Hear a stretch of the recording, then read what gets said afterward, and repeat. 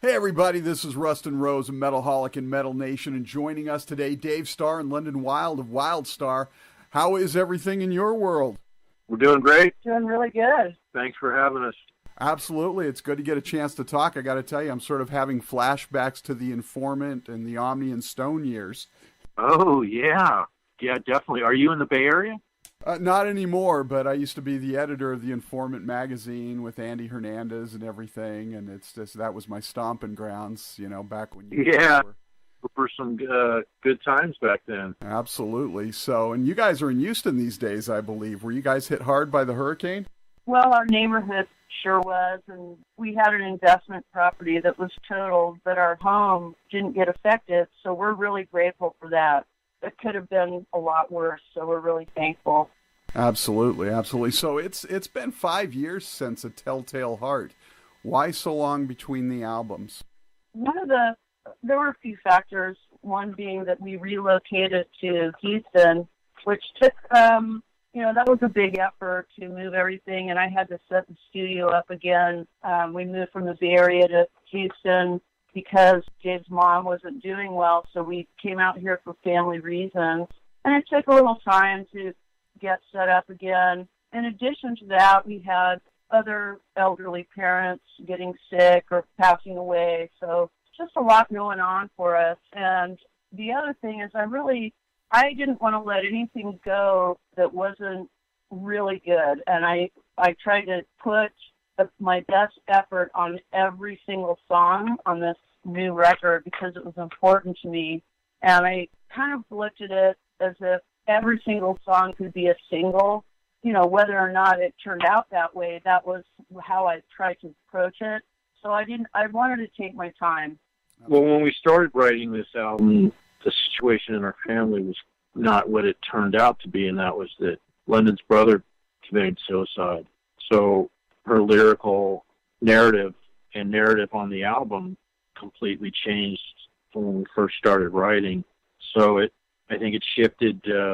He passed away, when was it, London? Right after the second album came out? It was right before release. But I had already been, because I'm always working ahead, so I'd already been writing the music. But I think normally we're writing 10 standalone tracks, and this album ended up morphing into more of a concept album that, London needed to expand on. And it was just a whole slew of reasons. I hate to sound like we're coming up with excuses, but those were the multitude of reasons that took this album over 4 years to make.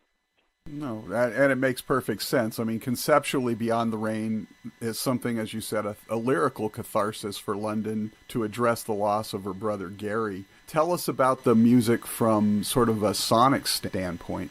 I think this music is typical of WildeStarr, but when Dave started writing, and I said, you know what, why don't you just try mixing it up a little, like, do something unexpected or arrange something different than you normally do. And he actually did an excellent job of doing that. And I think sonically we just took it one step further. I mean, I think it sounds a little more well-rounded and balanced than the record before, which is something where, it's like you're always trying to improve upon the guitar tones. We really worked hard on, kind of getting just the right sound. So I like the overall sound sonically on this record. I think is an improvement over the last two. We did things a little differently on this album with the guitar tracking. I'm mainly a Les Paul guy, and I play all the guitars and bass on our albums, we ended up using one of Gary's Fender Strats on this album to try to mix it up. So instead of having two Les Pauls left and right, we used a Strat on one side and a Les Paul on the other, and kind of gave the album a little bit different sound and feel. And we also did it partly as a tribute to Gary playing one of his guitars, and also maybe tap into some mojo or whatever you want to call it that was may have come out in the recording, and I think it did. Well, and you had said you sort of started writing a lot of this stuff early on, but once you got in the studio, how did you sort of approach tweaking the music to emphasize the powerful and emotional content of the lyrical concept?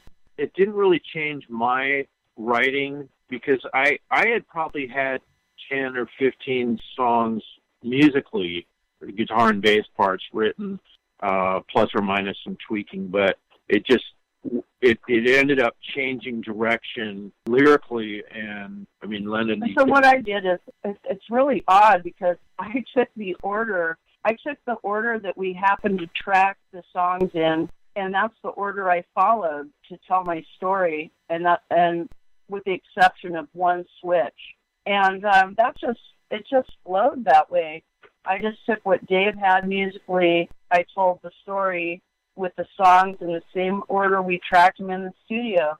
I don't know, it just came together. I mean, I would say for me, it took a lot of effort to try and make it work with the storyline and the lyrics. That was tricky, especially as I got toward the end. It was sort of like working on a jigsaw puzzle. As far as my job in the band, I mean, I just try to give London 10 songs to work with for her to do her lyrical and melody vocal magic on it. So no matter however we were going to write this album or however it was going to turn out, my job wasn't really affected on it, other than until we decided to make the switch where we were going to actually use one of Gary's guitars, and then it changed things a little bit. But in terms of the writing, for me, I got to come up with 10 kick-ass, the core of the song that's how we write, is I just come up with the guitar stuff and bass, and then we record it to a click track on the recording gear, and then London does her thing, Josh adds his parts, and we tweak stuff back and forth. So my part didn't really change.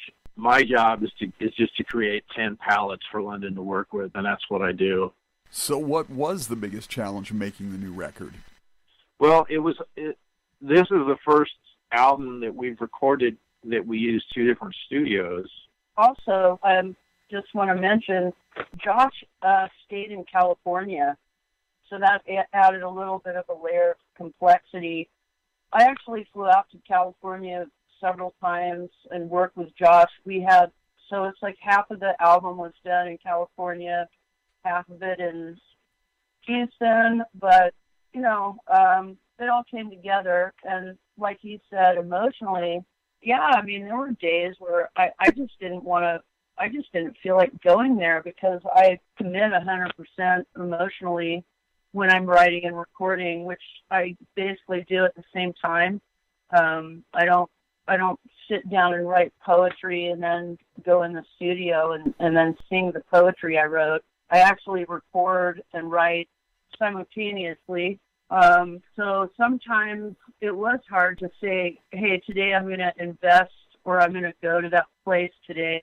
Which, sometimes you kind of dread it, but, I did it, and I'm really happy with the way it turned out, and I feel like there's healing in it, too, for me. Normally it wouldn't take us this long to make a record. There were just a lot of things that just slowed us down. My father passed away 2013, and so that's how we ended up moving out here to Houston, was because my mom kind of went into a downward spiral after Dad died, and so I came out here to help with my sister, to help take care of my mom, and then she passed away almost a year and a half ago. Gary passing away, the move out here, I mean, anybody who's moved knows how much of a pain in the ass that is. But yeah, normally I would go crazy taking 4.5 years to record an album, but the way I like to try to put a positive spin on it is that in 7 years, we've released 3 albums, so that's pretty good. Telltale Heart and Arrival, going back to Arrival, came out late 2009, early 2010. So we've released 3 albums in 7 years. So that's not a bad track record. Oh, not at all. And you guys, like you said, you had a lot of stuff going on. And I've always sort of wondered this. You guys recorded the crux of this, obviously, in your own studio, as you have before. Do you feel like that can sometimes impact the album negatively? Because, musicians being perfectionists, you keep working on it and tweaking it, and sometimes until it loses some of its spontaneity. Is that ever a concern for you? I think I know what you mean. Back in the day when I was in Vicious Rumors, we used to always have to kind of keep an eye on the clock because of budget restraints. But I don't really think it did. I think I think there maybe is something to getting in your car and driving to the studio and recording. But on the other hand, and maybe there's some magic when you're in a different location. But on the other hand, the benefits of being able to record at our home studio is we can go in there and record. We can go spend 5 hours in there, or we can go in there and fix something that might take 5 or 10 minutes to fix, and it's just right there for us. So I think it works out for us. Actually, I don't find that to be a problem, because when I record Dave, he works at a pretty quick pace. He doesn't dilly-dally, and that's probably because all his years recording in studios where you're paying by the hour. And for me, I don't over plan or sing things so that they're stale. That's why I write and record at the same time. It's a very spontaneous, and it's my initial reactions to the music and to the song. So it's very fresh, and I don't beat it to death. I just try and kind of just stay in the moment and get it out. Of course, we do spend some time with the mixing and perfecting, and any musician will tell you that, yeah, you could probably spend the rest of your life mixing an album and mixing and fixing. And there's an old saying that albums are never completed, they're just abandoned. But, people with a budget that have the option to sit in there and mix on it forever, well, they could if they wanted to, but I think, there's just something inside you that tells you, okay, we're done. We're moving on. This is the sound. This is how it is, and we're moving on. But for us, it's actually a benefit to have it at home. For me, and I've been in studios before, I actually feel so much more relaxed in my own studio that I get a better performance out of myself than I have done in other people's studio. Well, I was going to say, you sound, with every album, you seem to get more and more confident with what you're doing. And I think on this album, more than any other, you can really hear that confidence. Does some of that come with that comfort of knowing I'm in my own space, I can take my time, I can redo it if I want to, and you just sort of let loose? Well, for me, the confidence was just having 2 albums out. Every time, I got a little more confident. The last album was fairly well, it was well received. And so I kind of felt like, hey, I can just be myself. I don't have anything to prove. I can just, let more of what it's out without being afraid. So one of my favorite riffs and tracks on the album is the final cut, When the Night Falls, and I wanted to ask about that song. Yeah, that's my favorite track on the album. Why is it my favorite?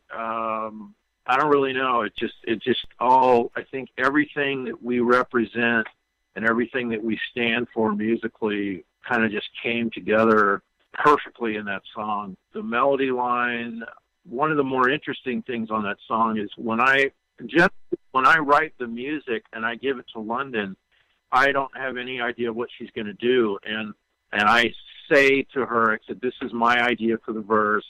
I think this is the chorus part. This is going to be the bridge. Here's where I'm going to solo. Of course, nothing's etched in stone.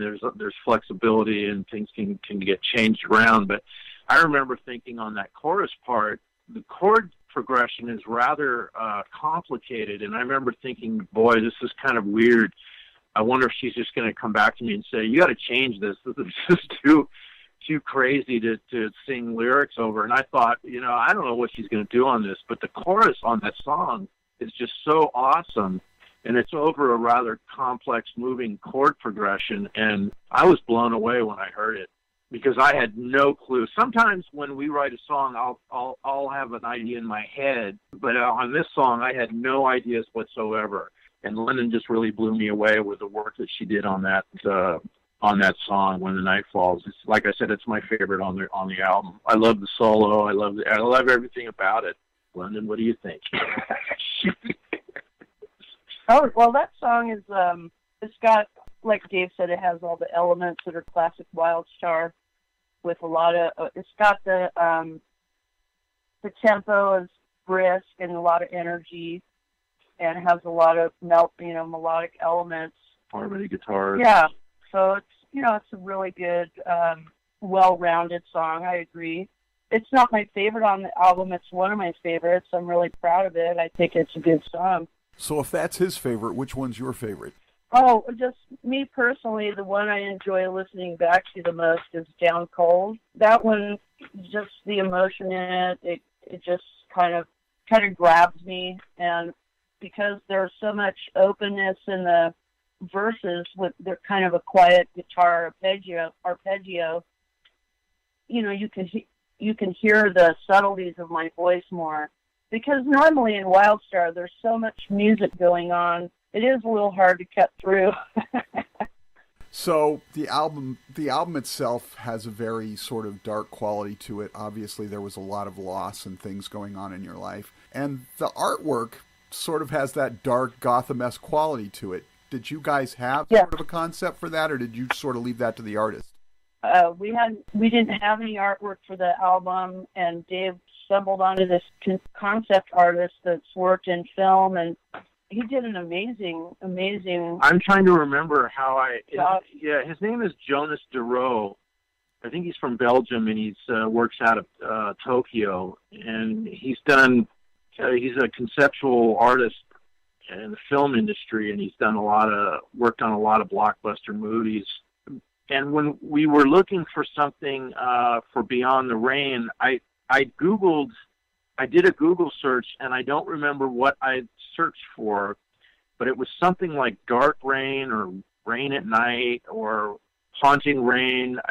I don't even remember what it was. And I saw that painting, and I was just mesmerized by it when I saw it. And it's called Moscow Ruins. And I contacted Jonas, and I told him what we were doing, and he was real receptive to the idea, and we purchased a license to use it for the CD artwork. And we've gotten a lot of comments on the artwork, a lot. It really seems to draw people in, and I think you always want something like that with a cover art. And I think when I found that piece and contacted Jonas, I didn't really think.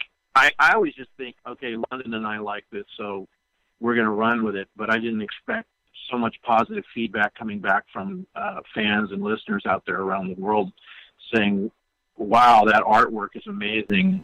It's just blows me away. So I guess it was a good choice. Yeah, it absolutely was. And you remember back when we used to go buy records when we were young, a lot of times we would just look at an album cover. This looks sick. I'm buying this and checking it out. That's how I got Rainbow's live album.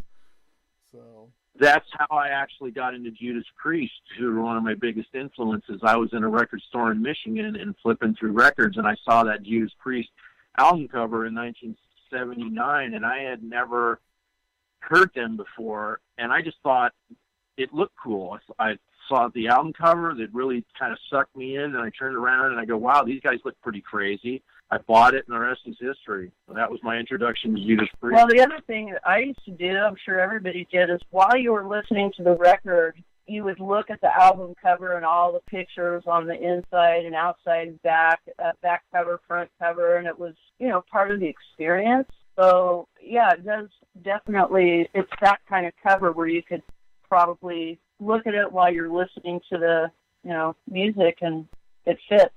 If you look up Jonas Deroe, Jonas, JONAS, Jonas Deroe, Moscow Ruins, there's a website called DeviantArt that has that if you click on it, it'll take up the entire computer flat screen, and you can really see it in detail. It's just breathtaking. Well, speaking of influences on the way out the door, I know Kiss, Priest, and Thin Lizzy are sort of your big three. If you guys as a band were to cover a song from each of those artists, which song would you pick? Oh boy, that's a good question. London, if we were to do one from Priest, what do you think? Victim of Changes? That is such an incredible song. Yeah, that's a good question, and we've been doing an insane amount of press for this album over the last 2 or 3 weeks, and nobody has asked us that before, so I feel like I'm kind of caught with my pants down. Victim of Changes. It's such a great song. What about Thin Lizzy? Desert Plains is I would kind of fantasized about redoing that. Desert Plains is such a great song. Kiss, boy, sheesh. You know what? I don't know.